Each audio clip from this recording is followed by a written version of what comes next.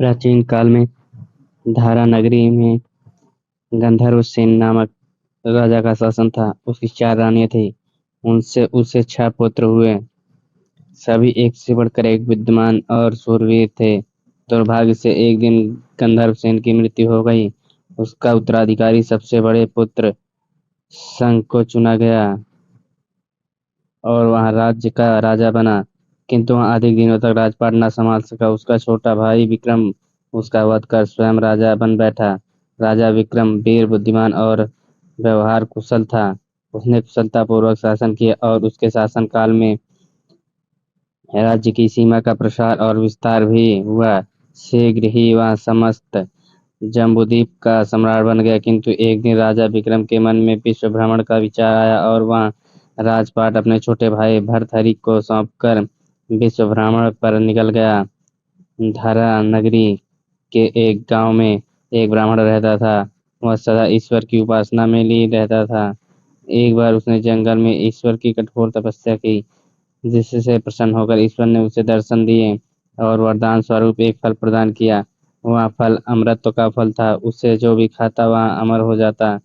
ब्राह्मण प्रसन्न चित्त होकर घर गया और अपनी पत्नी को वह फल देकर सारी बात बता दी। पत्नी बोली, प्राणनाथ, हम ठहरे निर्धन, अधिक जी कर क्या करेंगे? निर्धनता में ही जीवन कटेगा। इस फल पर तो राजा का अधिकार है, तुम ये उन्हें दे आओ। ब्राह्मण को अपनी पत्नी की बात उचित प्रतीत हुई और वह फल लेकर राजा भर्तहरि के दरबार पहुंच गया। उसने फल भर्तहरि को समर्पित कर दिया और प्रतिफल में भर्तहरि ने उसे कौशल्या से ढेरों स्वर्ण मुद्राएं प्रदान की। स्वर्ण मुद्राएं लेकर ब्राह्मण वापस अपने घर चला गया। भर्तहरि को अपनी रानियों में से एक रानी अति प्रिय थी। वह फल लेकर उसके पास पहुंचा और उसे फल देकर कहा, प्रिय, इस फल को खाकर तुम और तुम्हारा सौंदर्य अमृत प्राप्त कर लेगा। रानी ने फल ले लिया किंतु खाया नहीं। उसका प्रेम प्रसंग नगर के कोतवाल से था। उसने वह फल उसे दे दिया। कोतवाल का नगर के वैश्य के घर आना जाना लगा रहता था। उसने वह फल उसे दे दिया। फल प्राप्त कर वैश्या ने सोचा, यहाँ फल खाकर मैं क्या करूंगी? राज्य का रक्षक राजा ही इसका अधिकारी है। वह फल लेकर भर्तहरि के पास पहुंची और उसे फल देकर उसके बदले ढेर सारा धन लेकर लौट आई। जब भर्तहरि ने फल को ध्यान से देखा तो उससे वह जाना पहचाना सब लगा। वह तुरंत रानी के पास गया और उससे पूछा, प्रिय, मैंने तुम्हें जो फल दिया था तुमने वह खाया या नहीं? मैंने वह फल खा लिया राजन, रानी ने उत्तर दिया। रानी का झूठ सुनकर भर्तहरि ने उसे वह फल दिखाया। अब रानी के पास सच कहने के अतिरिक्त कोई विकल्प न था। उसने सारी बात भर्तहरि को बता दी। सब कुछ जानकर भर्तहरि बहुत दुखी हुआ। उसे लगने लगा कि यह दुनिया मात्र छलावा है। उसने वह फल खाया और राजपाट त्याग कर योगी के वेश धरकर वन की ओर प्रस्थान कर गया। उसके जाने के बाद राजपाट चलाने वाला कोई न था। तब देवराज इंद्र ने अपने एक देव को धारा नगरी की निगरानी रखने के लिए भेजा। वहां देव रात दिन नगर द्वार पर खड़े रहकर निगरानी करने लगा। इधर विश्व भ्रमण पर निकले राजा विक्रम को जब यहाँ समाचार ज्ञात हुआ तो भर्तहरि ने राजपाट का त्याग कर दिया है तो वह नगर लौट आया, किंतु द्वार पर उसे देवराज इंद्र के भेजे देव ने रोक लिया। विक्रम ने उसे बताया कि वह नगर का राजा है, किंतु देव ने उसका विश्वास नहीं किया और परीक्षा देने को कहा। यदि तुम वास्तव में इस नगरी के राजा हो तो मुझे युद्ध में पराजित करके दिखाओ। देव ने उसे चुनौती दी। चुनौती स्वीकार कर विक्रम देव से युद्ध करने लगा और कुछ ही देर में अपने पराक्रम से देव को पराजित कर दिया। देव समझ गया कि यह वास्तव में राज्य का राजा विक्रम है। वह राज्य विक्रम को सौंपते हुए बोला, मैं जा रहा हूँ, किंतु जाने से पहले तुम्हें एक बात बताना चाहता हूँ। कुछ वर्ष पूर्व एक नगर और एक नक्षत्र में 3 व्यक्तियों ने जन्म लिया था। एक तुम थे, एक तेली और एक कुम्हार। तुम धारा नगरी के राजा बने और तेली पाताल लोक का राजा। कुम्हार निर्धनता का जीवन जीता रहा। उसके हृदय में तुम्हारे और तेली के प्रति ईर्ष्या समाई है। इसीलिए उसने योग साधना द्वारा अर्जित शक्तियों द्वारा तेली का वध करके उसे शमशान में शीशम के पेड़ पर लटका दिया है। अब उसकी दृष्टि तुम पर है, तुम सावधान रहना। यह कहकर देव अंतर्ध्यान हो गए। विक्रम ने पुनः राज्य की कमान अपने हाथों में ले ली। प्रजा अपने राजा विक्रम के वापस आ जाने पर बहुत प्रसन्न थी। एक दिन राजा विक्रम के दरबार में शांतिशील नामक एक योगी आया। उसने एक फल विक्रम को दिया और चला गया। विक्रम को उस योगी पर संदेह हुआ कि कहीं ये वही योगी तो नहीं जिसके बारे में देव ने बताया था, इसीलिए वह फल उसने नहीं खाया और उसे कोषाध्यक्ष को दे दिया। योगी का विक्रम के दरबार में आना जारी रहा, वहां आता रहा और उसे फल देकर चला जाता। विक्रम भी वह फल कोषाध्यक्ष को दे देता। इस तरह कई दिन व्यतीत हो गए। एक दिन विक्रम अस्तबल में अपने घोड़ों का मुआयना कर रहा था। योगी विक्रम को दरबार में न पाकर अस्तबल पहुंच गया और फल विक्रम के हाथ में देने लगा। फल पकड़ते समय विक्रम के हाथ से फिसल कर जमीन पर गिर पड़ा और फूट गया। उसके अंदर एक मणि निकली, जिसे देखकर विक्रम सहित अस्तबल में उपस्थित समस्त व्यक्ति चकित रह गए। विक्रम के अपने कोषाध्यक्ष को बुलाया और उसने फलों के बारे में पूछा। कोषाध्यक्ष ने बताया कि इतने दिनों में सारे फल सड़ गए हैं, किंतु आश्चर्य की बात है कि हर फल के भीतर से एक मणि निकली है। ये मणियां अनमोल है। विक्रम ने योगी से पूछा, योगीराज, आपका मुझे इतने दिनों से फल के भीतर मणि रखकर क्यों देते रहे?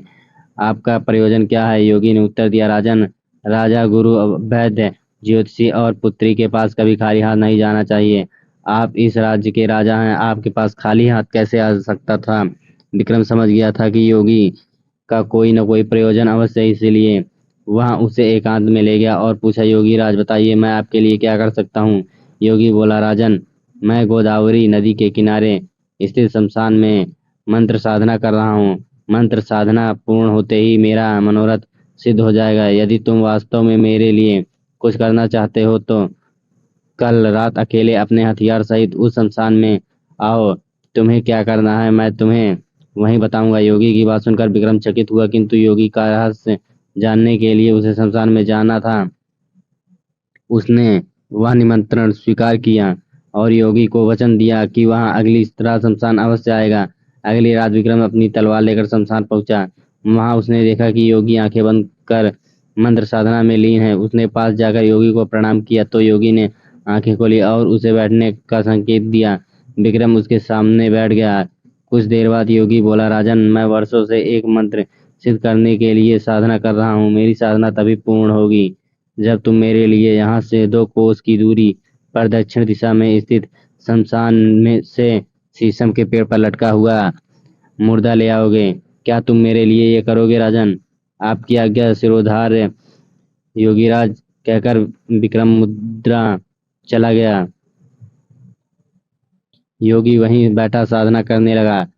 उस काली अंधेरी रात में विक्रम योगी की बताई दिशा में चला जा रहा था। रास्ते में सुनसान जंगल था जिसमें भांति भांति के जीव शोर मचा रहे थे। सांप फन फैलाए फुफकार रहे थे, किंतु विक्रम निर्भीकता से आगे बढ़ा चला जा रहा था। अंततः वह उस शमशान में पहुंच गया जो योगी ने उसे बताया था।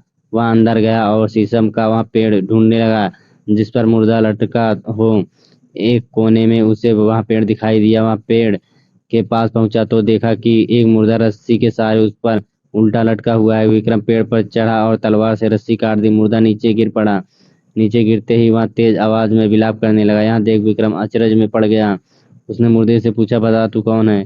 ये सुनकर मुर्दा हंसने लगा और फिर से पेड़ पर जाकर लटक गया। विक्रम ने फिर से उससे पेड़ पर चढ़ा और मुर्दे को नीचे उतारकर अपनी पीठ पर लाद लिया।